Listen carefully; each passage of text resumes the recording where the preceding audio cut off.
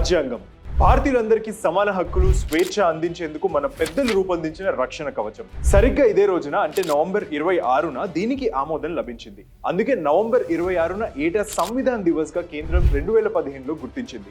ఈ నేపథ్యంలో భారత రాజ్యాంగం గురించి కొన్ని ఆసక్తికర విషయాలు ఇప్పుడు మనం తెలుసుకుందాం. 395 ఆర్టికల్స్, 8 స్కెడ్యూళ్లు, 22 విభాగాలతో రూపొందించిన మన రాజ్యాంగం ప్రపంచంలో అతి పెద్దది.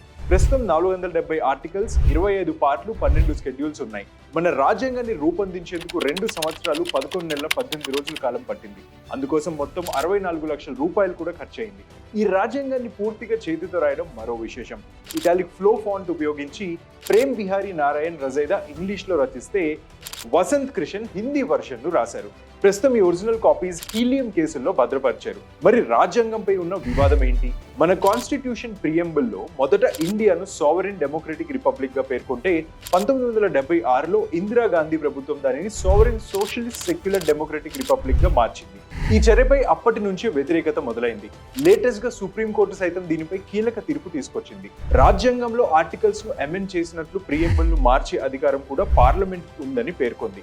సోషలిస్ట్ సెక్యులర్ పదాలు పెట్టడంపై దాఖలైన పిటిషన్లు తోసిపుచ్చింది. మన దేశంలో సోషలిజం అంటే కేవలం దేశ సంక్షేమం మాత్రమేనని, సెక్యులరిజం అనేది కాన్స్టిట్యూషన్ బేసిక్ స్ట్రక్చర్ లోనే ఉందని, రైట్ టు ఈక్వాలిటీ, ఫ్రెటర్నిటీ అనే పదాలు ఎందుకు నిదర్శనమని పేర్కొంది. ఇది ఇవాల్టి ఎక్స్ప్లెయినర్. మరిన్ని ఇంట్రెస్టింగ్ ఎక్స్ప్లెయినర్స్ కోసం అండ్ బిగ్ స్టోరీస్ కోసం way to news YouTube channel కు సబ్స్క్రైబ్ చేసుకోండి. అట్లానే వే టు న్యూస్ ను ఎవ్రీ మినిట్ ఫ్లిప్ చేస్తూ